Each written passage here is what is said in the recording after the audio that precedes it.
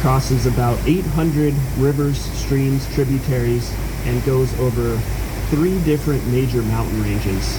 And to help with the flow of oil over those 3 mountain ranges, they also built 11 pump stations along the way from Prudhoe Bay down here to Valdez. And to build all of that 1,000-acre facility, 800 miles of pipe, and 11 pump stations, it took them just 3 years. So pretty incredible. In the peak of production of this facility in the late 1970s and late 1980s, we saw about 2.2 million barrels of oil flowing through the pipeline down here every single day. 2.2 million barrels.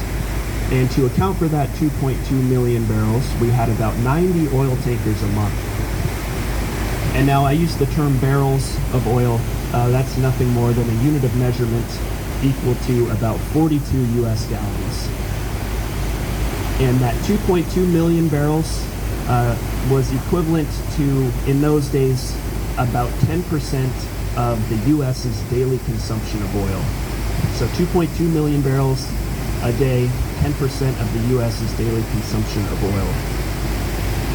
Nowadays, production has slowed down quite a bit for a couple of reasons. One, of course, as they've drilled for as long as they have, there's just kind of less to be drilled out of the ground. But another reason, one of the stipulations they had to agree to when constructing all of this is that once they cease operations over there, decide it's no longer profitable, they have to actually go through and remove everything. So remove that 1,000-acre facility, remove all 800 miles of pipe, and remove all of those pump stations. So as you might imagine, they're going to try to drag it on as long as they possibly can. Originally estimated to be about 20 years of use at this facility. This summer, we're just passing the 45th year of use.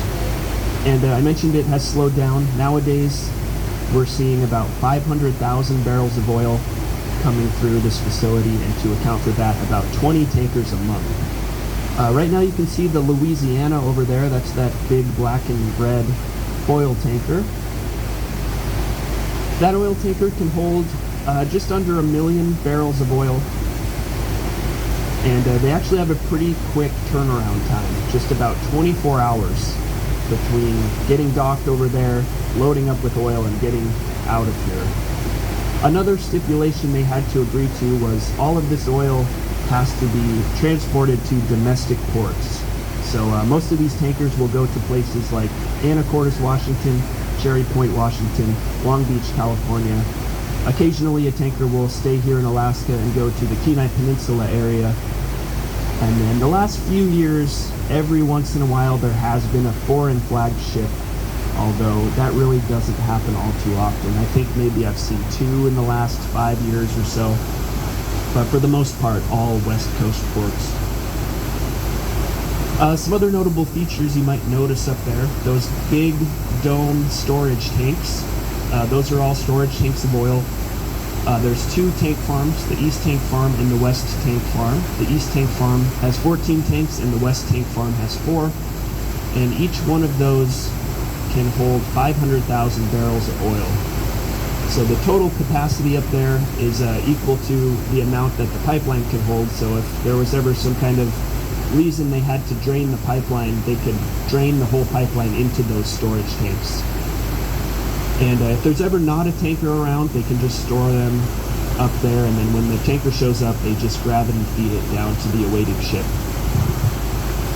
That tall tower with the flashing light on top of it is the power plant of that facility.